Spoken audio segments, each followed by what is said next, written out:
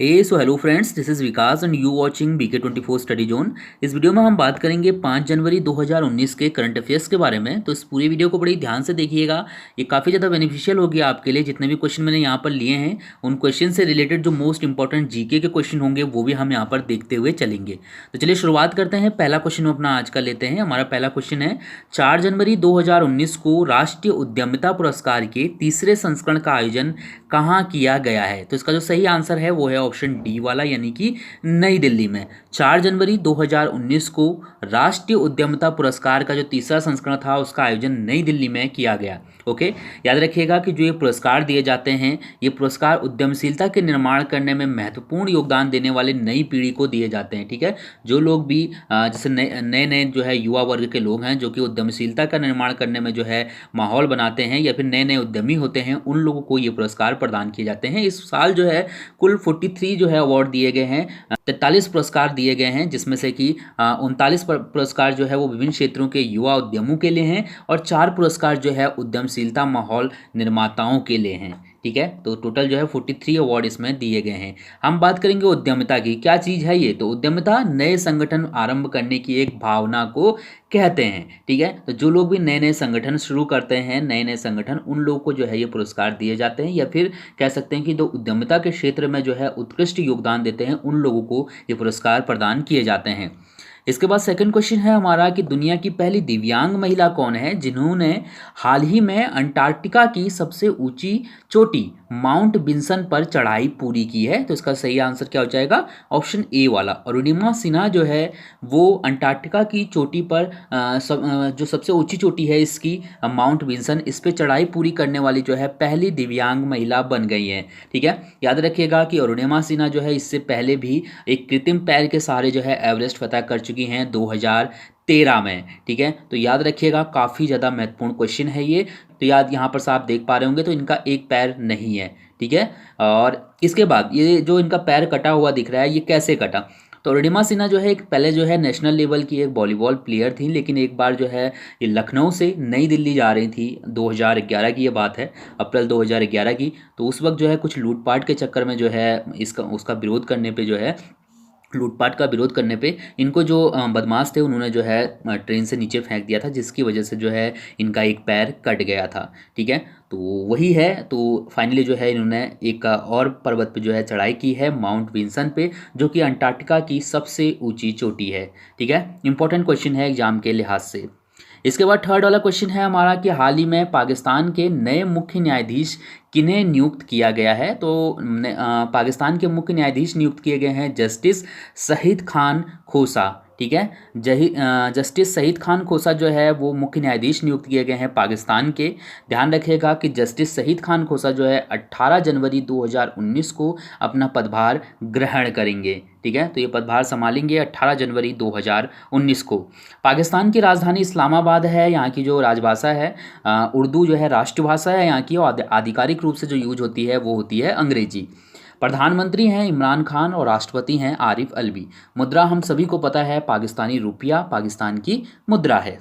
चलिए, question number 4 है कि 4 जनवरी 2019 को भारतीय पैनोरमा फिल्म उत्सव का आयोजन कहाँ शुरू हुआ है? तो इसका सही आंसर है ऑप्शन सी वाला, यानी कि नई दिल्ली में। 4 जनवरी 2019 को भारतीय पैनोरमा फिल्म उत्सव का आयोजन नई दिल्ली के सेरी फोर्ट ऑडिटोरियम द्वितीय में किया गया है। सूचना और प्रसारण मंत्रालय की ओर से जो है इसका आयोजन किया जा रहा है। 4 जनवरी से 13 जनवरी तक इसका आयोजन होगा। ठीक है, याद रखिएगा इसमें विभिन्न जो है फिल्में दिखाई जाएंगी। इसके बाद बात करते हैं क्वेश्चन नंबर 5 की कि विश्व ब्रेल दिवस कब मनाया जाता है? तो विश्व ब्रेल दिवस मनाया जाता है हर साल 4 जनवरी को। और इसी ही दिन क्यों मनाया जाता है मैं आपको यहाँ पर नेक्स्ट स्लाइड में बता दे रहा हूँ। इस दिन जो ब्रेल लिपि के जो आविष्कारक हैं सर लुइस ब्रेल, इनका जन्मदिन होता है। ठीक है, तो इन्हीं के जन्मदिन के अवसर पर हर साल जो है 4 जनवरी को ब्रेल दिवस मनाया जाता है। सर लुइस ब्रेल की अगर बात करें तो इन्होंने सिर्फ 15 साल की उम्र में ब्रेल लिपि की खोज की थी। इसको जो है काफ़ी सिंपल और काफ़ी आसान जो है लिपि इसको कहा जाता है, जो कि हर कोई समझ सकता है। ठीक है, तभी जो है जिन लोगों की जो है आंखें नहीं होती हैं, आंखों की रोशनी नहीं होती है, उन लोगों को जो है उन लोगों को मतलब पढ़ने में और भी काफ़ी चीज़ों में जो है ये ब्रेल लिपि मदद करती है। ठीक ठीक है, ध्यान रखिएगा। ब्रेल की अगर बात करें, ब्रेल लिपि की, तो एक कूट भाषा है और इसमें जो है वर्णों और संपूर्ण अक्षरों की प्रस्तुति के लिए सतह पर उभारों और अभिज्ञानों का इस्तेमाल किया जाता है। ठीक है, तो किसी भी जो है सतह पर जो है उभार टाइप में होते हैं, ताकि उसको छू के जो है जो जो अब व्यक्ति देखने में असमर्थ हो वो पढ़ सकता है आसानी से। तो आप यहाँ पर देख पा रहे होंगे, तो यही है ब्रेल लिपि। ठीक है, और सर लुइस ब्रेल ने जो है ब्रेल लिपि की खोज की थी 15 वर्ष की उम्र में। 4 जनवरी को इनका जन्मदिन होता है, इसीलिए 4 जनवरी को विश्व ब्रेल दिवस मनाया जाता है। इसके बाद क्वेश्चन नंबर 6 है हमारे पास कि 3 जनवरी 2019 को सिंडिकेट बैंक ने ग्राहकों को बीमा सेवा देने के लिए निम्न में से किसके साथ समझौता किया है? तो इसका सही आंसर क्या है? एसबीआई इंश्योरेंस के साथ। ठीक है, एसबीआई लाइफ इंश्योरेंस के साथ जो है सिंडिकेट बैंक ने जो है एक समझौता किया है। इस समझौते के तहत जो भी सिंडिकेट बैंक की जितनी भी शाखाएं होंगी उनके माध्यम से एसबीआई इंश्योरेंस जो है बेचा जाएगा। ठीक है, एसबीआई लाइफ इंश्योरेंस की यहाँ पर बात हो रही है, वो इंश्योरेंस जो है यहाँ पर बेचा जाएगा सिंडिकेट बैंकों के माध्यम से। ठीक है, सिंडिकेट बैंक के प्रबंध निदेशक और सीईओ मृत्युंजय महापात्रा हैं और एसबीआई लाइफ के प्रबंध निदेशक और सीईओ संजीव नौटियाल हैं। ठीक है, आपको इससे पहले पता होगा, जो क्वेश्चन हमने 2-3 दिन पहले किया है, कि एसबीआई लाइफ ने जो है इलाहाबाद बैंक के साथ भी इसी तरीके का एक समझौता किया है। इलाहाबाद बैंक के माध्यम से भी एसबीआई लाइफ इंश्योरेंस की जो भी पॉलिसीज़ होंगी वो बेची जाएंगी कस्टमर्स को। ठीक है, तो यहाँ पर से ये चीज़ ध्यान रखिएगा। इसके बाद क्वेश्चन नंबर 7 था हमारा कि 3 जनवरी 2019 को दिव्येंदु पालित का निधन हो गया। वे प्रसिद्ध थे, किस लिए प्रसिद्ध थे? तो याद रखिएगा कि वे प्रसिद्ध साहित्यकार थे। ठीक है, काफ़ी फेमस व्यक्ति थे ये, और यहाँ पर से 2-4 पॉइंट हैं जो आपको पता होने चाहिए। 3 जनवरी को इनका निधन हुआ है। बंगाली भाषा के जो है साहित्यकार थे, काफ़ी ज़्यादा जो है ख्याति प्राप्त थी इनको बंगाली भाषा क्षेत्र में। दिव्येंदु पालित को जो है वर्ष 1998 में इनका एक उपन्यास था अनुभव, इसके लिए साहित्य अकेडमी पुरस्कार से सम्मानित किया गया था। ठीक है, इनका जन्म बिहार के भागलपुर में हुआ था 1939 में, और 3 जनवरी 2019 को इनका निधन हो गया है, तो ध्यान रखिएगा। क्वेश्चन नंबर 8वां है कि 4 जनवरी 2019 को निम्न में से किसके द्वारा स्वच्छ सर्वेक्षण 2019 का उद्घाटन किया गया है? तो इसका सही आंसर है ऑप्शन ए वाला, यानी कि हरदीप सिंह पुरी। ठीक है, स्वच्छ सर्वेक्षण 2019 का उद्घाटन हरदीप सिंह पुरी ने किया है। हरदीप सिंह पुरी आवास और शहरी मामलों के मंत्री हैं। क्वेश्चन नंबर 9 है कि हाल ही में किस देश में स्थित पंज तीरथ को राष्ट्रीय धरोहर घोषित किया गया है? तो इसका सही आंसर है ऑप्शन ए वाला। ठीक है, पंज तीरथ पाकिस्तान में स्थित है और इसी को राष्ट्रीय धरोहर घोषित किया गया है। यहाँ पर याद रखिएगा कि पंज तीरथ जो है बेसिकली यहाँ पर 5 तालाब हैं और इसीलिए जो है इसको पंज तीरथ के नाम पे जाना जाता है। ये जो है भारत कह सकते हैं प्राचीन भारत से संबंधित है, महाभारत काल से। ठीक है, तो महाभारत काल के राजा पांडु से जो है ये पंज तीरथ का संबंध है, और इस स्थल पे पहले जो हिंदू हुआ करते थे वो कार्तिक महीने में यहाँ पर जो तालाब बने हैं वहाँ पर स्नान करने आते थे। ठीक है, इस मंदिर को 1747 में जब अफगानी दुर्रानी वंश का जो आया उस वक्त जो है इसको जो है काफ़ी नुकसान पहुंचाया गया था, लगभग इसको ख़त्म ही कर दिया गया था। तो फिर जब 1834 में जब सिख शासन आया तो यहाँ पर फिर से जो है स्थानीय जो हिंदू थे यहाँ के, ठीक है, उन्होंने जो है फिर से इसको बनवाने की कोशिश की, लेकिन जो है देखरेख के अभाव में जो है लगभग ये समाप्ति हो गया। तो ये एक पिक्चर है इस पंज तीरथ की, जो कि यहाँ के एक प्रतिष्ठित न्यूज़पेपर ने जो है पब्लिश की थी, तो आप यहाँ पर देख पा रहे होंगे। तो यही है पंज तीरथ जिसको कि राष्ट्रीय विरासत घोषित किया गया है। ठीक है, तो आप यहाँ पर से ध्यान रख सकते हैं। क्वेश्चन नंबर 10वां है कि हाल ही में जारी दुनिया के 4000 प्रमुख वैज्ञानिकों की सूची में भारत के कितने वैज्ञानिकों का नाम है? तो इसका सही आंसर ऑप्शन डी वाला है। अभी हाल ही में 4000 प्रमुख वैज्ञानिक और जो भी रिसर्च करने वाले हैं टोटल मिला के 4000 लोगों के नाम जो है एक लिस्ट जारी की गई है, जिसमें भारत के 10 वैज्ञानिकों का नाम भी शामिल है।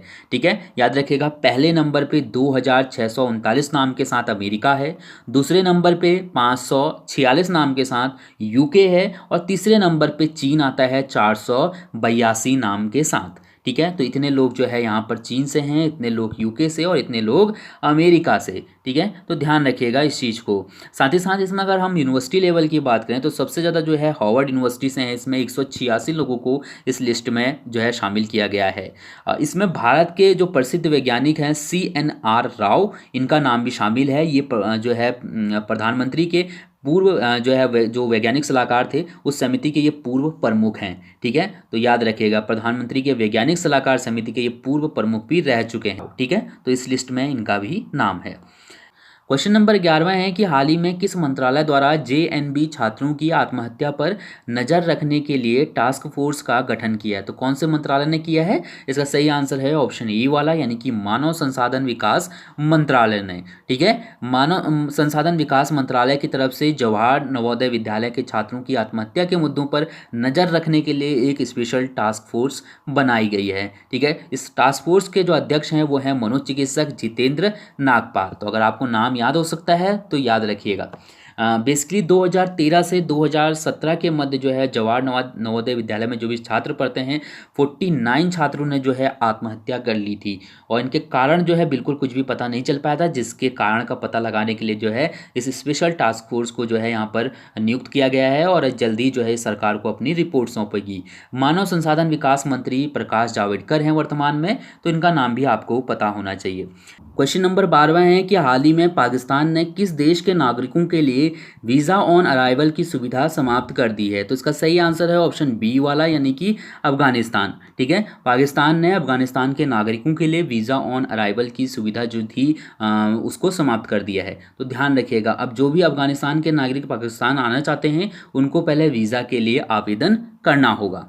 क्वेश्चन नंबर 13 है कि ऑस्ट्रेलियाई सरजमी पर टेस्ट शतक लगाने वाले पहले एशियाई विकेट कीपर कौन बन गए हैं? तो इसका सही आंसर ऑप्शन बी वाला है, ऋषभ पंत। ठीक है, ऑस्ट्रेलियाई सरजमी पर टेस्ट शतक लगाने वाले पहले एशियाई विकेट कीपर ऋषभ पंत बन गए हैं 4 जनवरी 2019 को। इन्होंने 159 रन जो है बनाए हैं, और याद रखिएगा कि टेस्ट की अगर हम बात करें तो भारत के बाहर किसी एक पारी में सर्वोच्च स्कोर बनाने वाले पहले भारतीय क्रिकेटर भी बन गए हैं। ठीक है, चलिए इसके बाद बात करते हैं 14वें क्वेश्चन की कि प्रधानमंत्री मोदी द्वारा किस राज्य में धुलाई थाबी बैराज परियोजना का उद्घाटन किया गया है? तो इसका सही आंसर ऑप्शन बी वाला है, मणिपुर में। मणिपुर में धुलाई थाबी बैराज परियोजना का उद्घाटन किया गया है। ठीक है, ध्यान रखिएगा, जब भी एग्जाम में पूछा जाएगा सीधे सीधे ऐसे ही ये पूछा जाएगा। इसके बाद मणिपुर की हम बात करें तो मणिपुर की राजधानी है इम्फाल, जिले हैं यहाँ पर 16, गठन हुआ था 21 जनवरी 1972 को।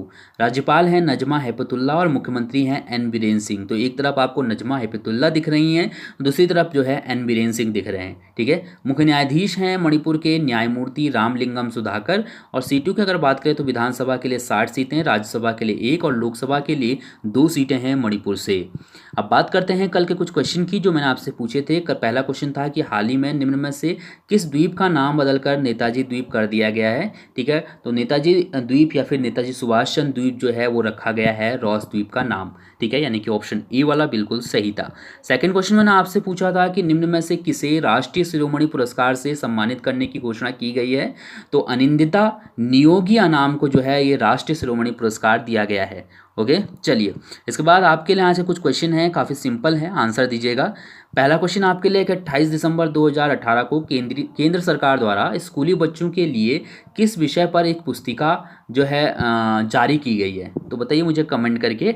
साथ ही साथ सेकंड क्वेश्चन आपके लिए है कि हाल ही में किस राज्य सरकार ने कृषक बंधु योजना का शुभारंभ किया है? तो इसका आंसर भी आप लोग को कमेंट करके बताना है। साथ ही साथ मुझे बताइए कि आपको वीडियो कैसी लगी। थैंक यू सो मच इस वीडियो को देखने के लिए। अगर पसंद आई हो तो जाते जाते लाइक करना बिल्कुल भी मत भूलिएगा। आपका दिन शुभ हो, धन्यवाद।